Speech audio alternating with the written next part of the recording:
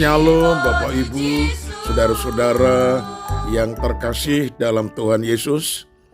Puji syukur kita panjatkan kepada Tuhan, karena oleh kasih anugerahnya kita masih diberikan nafas kehidupan di pagi ini. Karena itu mari kita bersatu hati berdoa untuk menerima firman di pagi ini. Mari kita satu di dalam doa.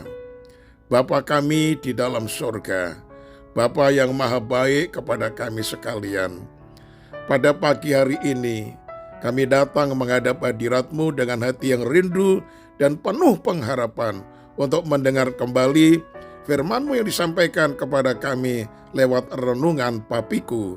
Mari Tuhan, berfirmanlah di dalam nama Tuhan Yesus, haleluya, amin. Tema renungan pagi ini yaitu kasih yang dipraktekkan. Terambil dari 1 Korintus 13 ayat 5 yang berbunyi demikian. Ia tidak melakukan yang tidak sopan dan tidak mencari keuntungan diri sendiri. Ia tidak pemarah dan tidak menyimpan kesalahan orang lain. Haleluya. Nah saudara, malam itu Dimas berangkat tidur dengan perasaan berkecamuk.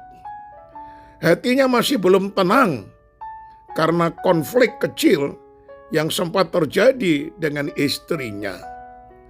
Istrinya berkata begini, "Setelah sekian tahun bersama-sama dengan saya, ternyata kamu masih pelit." Nah saudara, ucapan istri Dimas sangat mengecewakan dia. Hati Dimas merasa begitu tertusuk karena perkataan itu diucapkan oleh wanita yang ingin dibahagiakan dengan jerih lelahnya bekerja. Hasil keringatnya selalu diberikan semuanya kepada istrinya. Namun sayangnya, istrinya adalah seorang wanita yang boros, tidak menerima dengan ucapan terima kasih kepada sang suami. Tetapi dia merasa masih kurang, masih minta terus. Karena itu dia menegur, "Setelah sekian tahun bersama, mengapa kamu masih pelit sih, Mas?" Dimas mencoba untuk tetap tenang agar keadaan tidak semakin runyam. Dalam hatinya, Dimas merasa kecewa.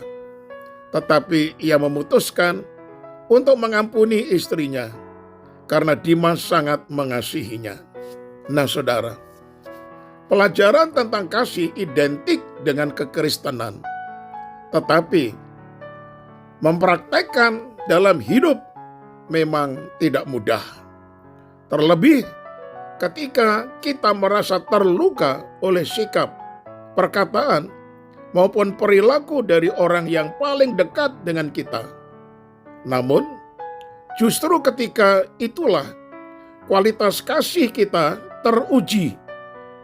Apakah bisa mempraktekkan kasih terhadap sesamanya? Apakah kasih itu sudah matang di dalam diri kita? Ataukah kasih itu hanya merupakan slogan saja? Nah saudaraku yang dikasihi oleh Tuhan, orang yang hatinya dipenuhi kasih, menurut nats renungan hari ini, dikatakan, ia tidak melakukan yang tidak sopan dan tidak mencari keuntungan diri sendiri. Ia tidak pemarah dan tidak menyimpan kesalahan orang lain. Karena itu Dimas, walaupun hatinya merasa berkecamuk, tidak ada damai sejahtera, tetapi dia berusaha tetap mengasihi kepada istri agar supaya masalahnya tidak semakin ruwet lagi. Dia belajar untuk mempraktekkan apa itu kasih di dalam hidupnya.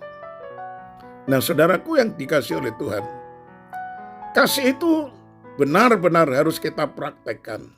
Sebaliknya, kalau kita mau belajar untuk mempraktekkan, namun pada akhirnya kita tidak mampu bukan mengasihi orang yang melukai hati kita, tetapi malah membalas dendam kesubat.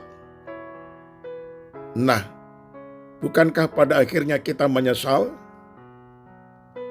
Kita berencana berbuat baik, semakin baik, tetapi pada prakteknya, loh kok malah tidak baik. Pengakuan Rasul Paulus mengatakan, kalau hatinya berkehendak berbuat baik, justru yang tidak baik itu yang malah dilakukan. Itulah manusia duniawi. Kiranya kita sudah tidak lagi seperti itu, karena kita sudah menjadi ciptaan yang baru. Harus mampu mempraktekkan kasih terhadap sesama, khususnya terhadap orang yang paling dekat dengan kita. Sehingga rumah tangga kita akan mengalami suasana yang harmonis, suasana yang indah, penuh dengan damai sejahtera. Konsep kasih seperti ini tidak pernah diajarkan oleh dunia ataupun tokoh-tokoh siapapun. Hanya ada di dalam Alkitab. Itu sebabnya kita junjung tinggi firman Tuhan yang olehnya mengandung tatanan, kesopanan, dan etika yang sangat mulia. Kita harus mempraktekkan apa yang tertulis dan diperintahkan oleh firman Tuhan. Nah, saudaraku, jadi kalau kita dipanggil untuk mengasihi, maka kiranya dengan kekuatan dan pertolongan Roh Kudus, kita bisa mempraktekkan kasih terhadap sesama. Akhirnya saya tutup dengan kalimat ini.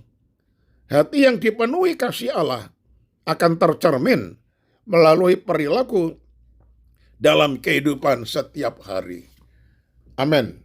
Mari kita satu dalam doa. Ajarkan kami mempraktekkan kasih itu ya Tuhan, dalam kehidupan kami sehari-hari, khususnya kepada orang yang paling dekat dengan kami. Kami serahkan hidup kami di dalam penggembalaan-Mu. Terima kasih untuk firman-Mu yang telah memberikan kepada kami pengajaran yang sangat luar biasa. Kami serahkan keluarga kami di dalam bimbingan dan penggembalaan-Mu. Bawalah kami selalu kepada air yang tenang dan rumput yang hijau.